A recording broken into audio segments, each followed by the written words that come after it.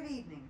My name is Jessica Berry and I am the CEO of the Maritime Archaeology Sea Trust.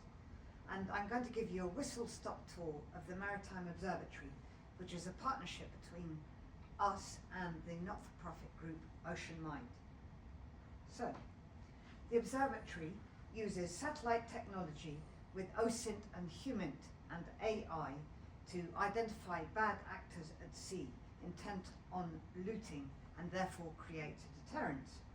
The AI automates the complex process of narrowing down these very busy areas of sea and enables our real-time identification of suspected looting anywhere in the world. Our findings create alerts to investigate the issue in more detail using our knowledge of wreck sites, known salvors, and our pretty useful intelligence networks. MAST and OM's combined intelligence is then provided to the relevant authorities, such as law enforcement. The problems are global. The vulnerability is increasingly being weaponized by malign powers and non-state actors. So here's an example. This is HMS Prince of Wales in the South China Sea, a clear case of maritime heritage crime and a shameful recovery of human remains of the war dead. Prince of Wales led Force Z alongside 4 destroyers sent to protect Singapore from the Japanese invasion. The wrecks remained intact until about 10 years ago when they started to be targeted by looters.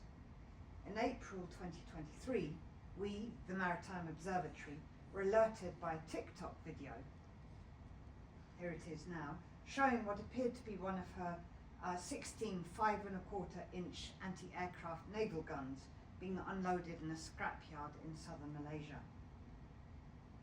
We were able to identify the salvage barge as the Chinese barge Changhong 68, which is on the bottom left of your screens. We previously tracked her looting sites in Indonesia 6 years previously. Malaysian police raided the scrapyard and seized most of the wreckage, including piles of ordnance that you can see. Adding up the facts, the images strongly suggest that the Prince of Wales had been the chief target. The observatory built a forensic case that conclusively links the barge to the Prince of Wales and demonstrates how it had been able to operate undetected for so long. Reconstructing the AIS track, the vessel clearly made a number of journeys from the yard towards the Prince of Wales, but on each occasion the AIS signal went dark about 100 miles from the site.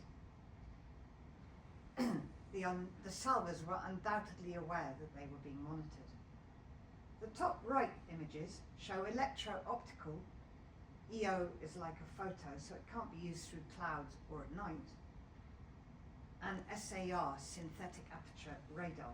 It doesn't provide detail, but it's good in all weather conditions, sufficient to identify presence on a site.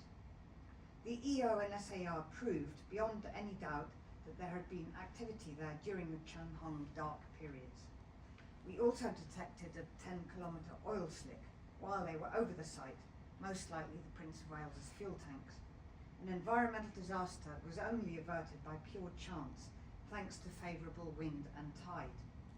The other image, bottom right, shows the Changhong 68 unloading at the yard. This is how we were able to provide the Malaysians with a watertight case. This shows Changhong 68's prior looting spree. The main targets were mainly UK and Japanese warships of World War II, including a Japanese heavy cruiser and a Japanese mine layer, but there were other commercial wrecks also. Changhong had legitimate contracts for at least 2 vessels, but then the AI signal would stop, often for up to a week, and it was during these windows we detected her operating on nearby historic sites. She then returned to the legitimate site before turning her AIS back on and then heading into port. British and NATO partner links to the South China Sea are being erased. A soft power influence is being eroded. Regardless of the Chinese strategy for doing this, it is certain that it's erasing non-Chinese cultural links to the region. There is not time now to demonstrate the volume of vulnerabilities our underwater cultural heritage presents.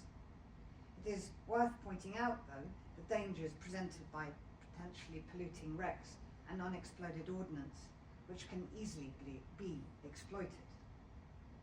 For instance, a Hamas underwater cultural heritage team, as they call themselves, recovered ammunition from a British World War I monitor site off Gaza, the M15, sister ship of the HMS M33, which is in Portsmouth Historic Dockyard.